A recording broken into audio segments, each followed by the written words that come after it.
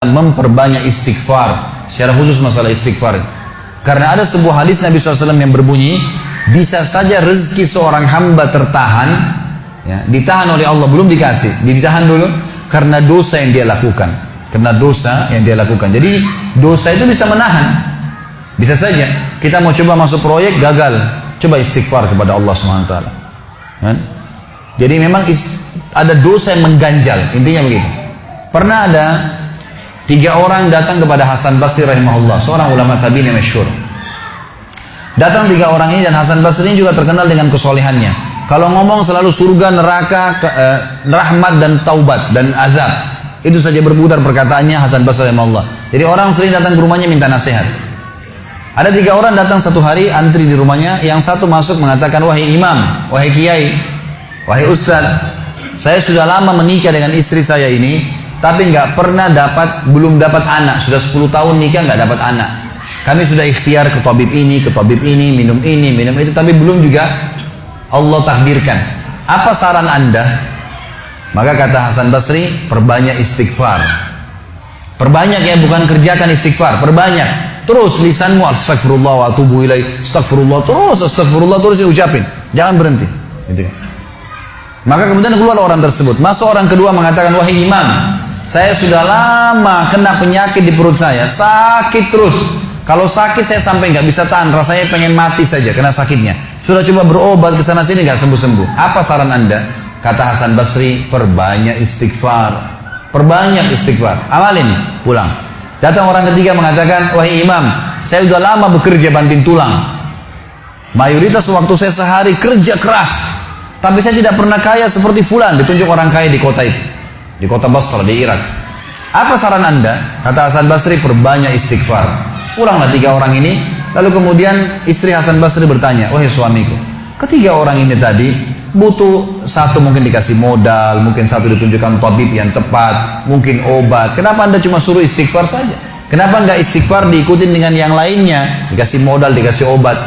Kata Hasan Basri, wahai istriku, tidakkah kau dengar kalau mereka sudah ikhtiar dan sekarang tinggal mereka terbuntu, tertutup di sebuah pintu yang mereka tidak tahu bagaimana jalan keluarnya. Maka saya mengingat firman Allah dalam surah Nuh.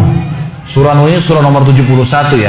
Ayatnya ayat 10 sampai ayat 12. Nabi Nuh alaihissalam berkata kepada kaumnya tentang istighfar. Surah Nuh surah nomor 71 ayat 10 sampai ayat 12. A'udzubillahi minasyaitonirrajim, faqultu astaghfiru rabbakum innahu kana ghaffara yursilis samaa 'alaikum midrara wa yumdidkum bi amwalin wa banin wa yaj'al lakum jannatin wa yaj'al lakum anhara. Kata Nabi, kata Allah Subhanahu wa taala, Nuh berkata kepada kaumnya, istighfarlah, minta taubatlah kepada Tuhan kalian, sesungguhnya Dia Maha menerima taubat hamba-hambanya. Manfaatnya Dia akan menurunkan untuk kalian dari langit midrara. Midrar, kata para ulama tafsir, bisa berarti hujan yang lebat, bisa berarti rezeki yang non-stop, terus dikasih sama Allah bertubi-tubi. Dan dengan istighfar Allah akan memperbanyak harta dan keturunan kalian, dan Allah akan jadikan kebun-kebun kalian lebat, dan Allah akan suburkan juga seluruh sungai-sungai kalian. Jadi di sini manfaat daripada istighfar. Ada kisah yang lain teman-teman sekalian, kisah Imam Ahmad rahimahullah. Imam Ahmad rahimahullah dari 4 mazhab tadi, Abu Hanifah, Malik, Syafi'i dan Ahmad. Ahmad bin Hanbal muridnya Imam Syafi'i.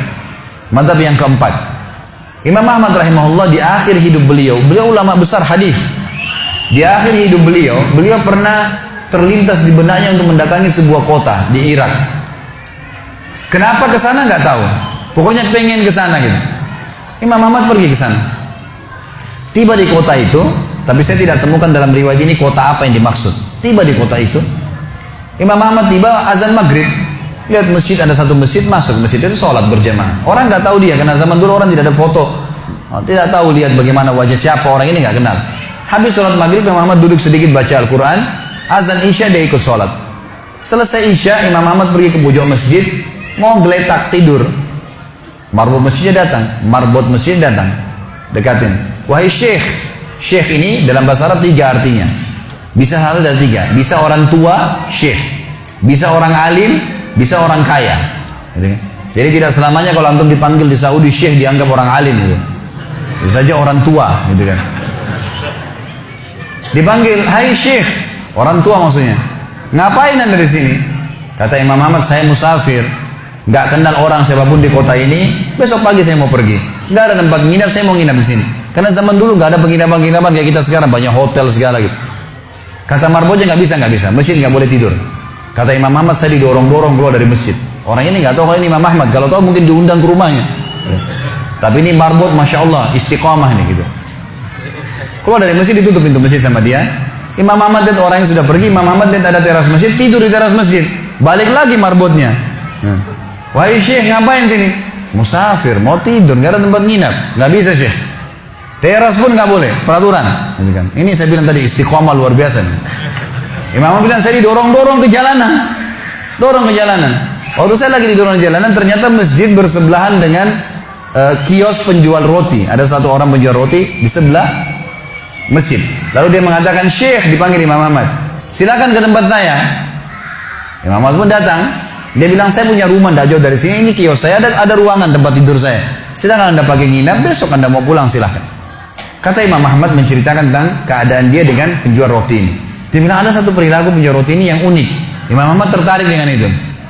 Dia bilang, setiap kali orang ini pecahin telur, ngambil terigu, ngambil garam, itu sambil astagfirullah wa atubu ilaih, astagfirullah wa atubu ilaih. Terus lisannya nggak pernah berhenti nih, astagfirullah wa atubu ilaih, kecuali Imam Ahmad bilang saya ajak ngomong atau dia bertanya pada saya.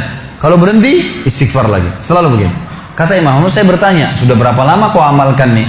Orang itu bilang, sudah lama, dari saya masih bujang.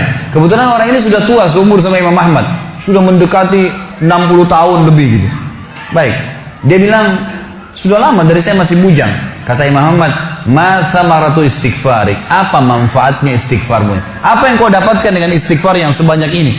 Kata dia, tidak ada apapun yang saya minta kepada Allah kecuali diijabah. Apa saja saya minta Allah kasih, tinggal satu yang belum Allah kasih. Kata Imam Ahmad, apa itu? Dia bilang, saya minta dipertemukan sama Imam Ahmad. Lah ya, kisah nyata. Imam Ahmad mengatakan, Allahu Akbar, istighfarmu lah yang membuat saya datang ke kota ini, tidak tahu kenapa. Istighfarmu yang membuat marbot masjid mendorong-dorong saya keluar masjid. Istighfarmu yang mendatangkan saya ke tempat ini, tempat praktekmu, ke rumahmu. Karena saya adalah Ahmad bin Hanbal. Saya adalah Ahmad ibn Hanbal. Bagaimana istighfar teman-teman sekalian mendatangkan rezeki yang luar biasa. Permintaan apapun didatangkan. Seorang alim ulama biasa didatangin, ini malah didatangkan sama Allah ke tempat orang ini karena istighfarnya. Dari memperbanyak istighfar manfaatnya sangat besar. Hadis Bukhari kata Nabi SAW, siapa yang mulazamah selalu istighfar, Allah akan jadikan jalan keluar dari masalahnya dan Allah akan berikan rezeki dari tempat tidak disangka-sangka.